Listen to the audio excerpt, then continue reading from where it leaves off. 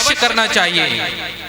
तुमने अपने गीत में भक्ति को निवास दिलाया, और भक्ति वह भक्ति होती है कि जहां पर मैया भक्ति का पदार्पण हो जाता है, वहां पर मैया भक्ति और मैया भक्ति के दोनों पुत्र ज्ञान और वैराग्य भी साथ साथ रहते हैं। जहां पर मैया भक्ति और मैया भक्ति के दोनों पुत्र ज्ञान और वैराग्य हुआ करते हैं, वहां पर आराध्य स्वयं पीछे से दौड़ा चला आता है। अतः आप जाएं निज विश्राम गृह में विश्राम करें। मिथिला के महान विद्वान राजमंत्री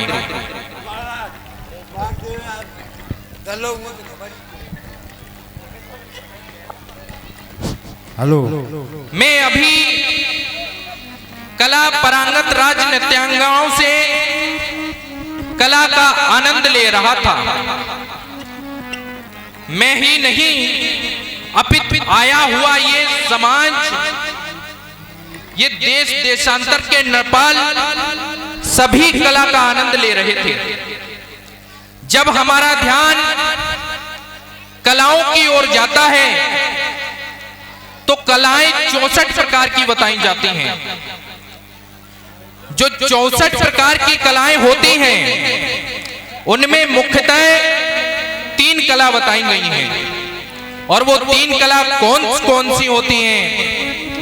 पहली कला आती है साहित्य कला।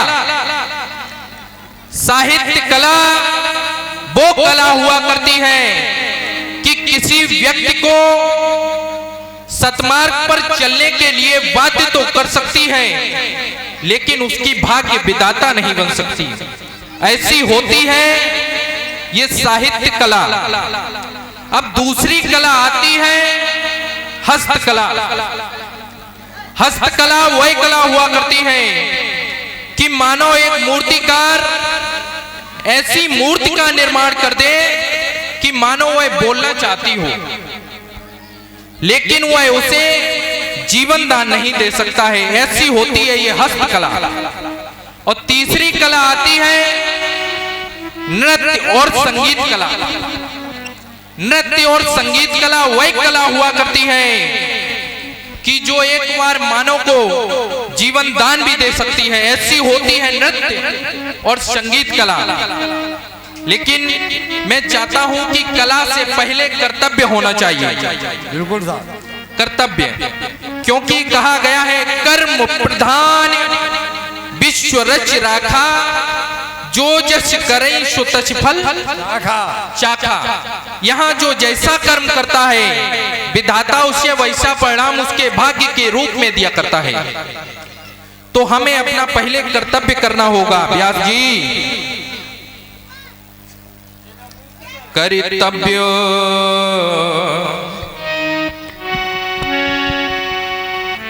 कर्तव्य कहे रहा मिथिलेश्वर। कर्तव्य कहे रहा